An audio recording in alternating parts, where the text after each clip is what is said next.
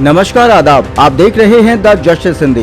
देश के 4 राज्यों और एक केंद्र शासित प्रदेश पश्चिम बंगाल, असम, तमिलनाडु, केरल और पांडुचेरी में हुए विधानसभा चुनावों की मतगणना जारी है और रुझानों ने देश की राजनीति में बड़ा बदलाव दिखाना शुरू कर दिया है। सबसे पहले बात पश्चिम बंगाल की, जहां रुझानों में भाजपा ऐतिहासिक जीत की ओर बढ़ती दिखाई दे रही है। चुनाव आयोग के आंकड़ों के मुताबिक भाजपा ने बहुमत का आंकड़ा पार कर लिया है और करीब 192 सीटों पर बढ़त बनाए हुए है। इस बढ़त से भाजपा कार्यकर्ताओं में जबरदस्त उत्साह है। यहाँ तक कि कोलकाता में ममता बनर्जी के घर के बाहर जय श्री राम के नारे भी लगाए गए। हालांकि ममता बनर्जी ने इन रुझानों पर प्रतिक्रिया देते हुए अपने कार्यकर्ताओं से अपील की है कि वे मतदान केंद्रों पर डटे रहें। उनका कहना है कि अभी गिनती के कुछ ही राउंड हुए हैं और आगे नतीजे पलट भी सकते हैं। इस बीच केंद्रीय मंत्री शिवराज सिंह चौहान ने इस बढ़त को ऐतिहासिक बताते हुए कहा कि जनसंघ के समय से बंगाल में सरकार बनाने का सपना था, जो अब नरेंद्र मोदी के नेतृत्व में पूरा होता दिख रहा है। उन्होंने इसे सिर्फ बंगाल नहीं बल्कि पूरे भारत की जीत बताया और साथ ही वोट बैंक की राजनीति और अवैध घुसपैठ को लेकर भी विपक्ष पर निशाना साधा।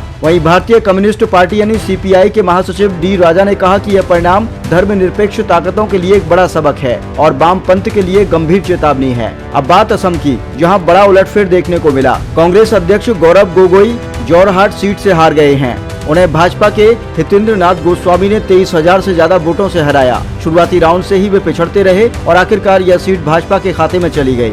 दक्षिण भारत की तरफ रुख करें तो तमिलनाडु में भी दिलचस्प मुकाबला देखने को मिल रहा है। 234 सीटों वाले इस राज्य में टीवे के 109 सीटों पर आगे चल रही है। पार्टी प्रमुख विजय की बहन ने इस बढ़त को बड़ी जीत बताते हुए कहा कि लोग उनसे बड़े बदलाव की उम्मीद कर रहे हैं और वे अपने वादों को जरूर पूरा करेंगे। अब बात पांडुचेरी की, जहां कई सीटों पर कड़े मुकाबले के बीच बड़े अंतर से जीत दर्ज की गई है। थंटा चावड़ी सीट पर मुख्यमंत्री एन रंगास्वामी ने शानदार जीत हासिल की। उन्हें 10,024 वोट मिले, जबकि उनके प्रतिद्वंदी ई विनयगम को 5,583 वोट मिले। इस तरह रंगास्वामी ने 4,441 वोटों से जीत दर्ज की और एक बार फिर अपनी मजबूत पकड़ साबित की।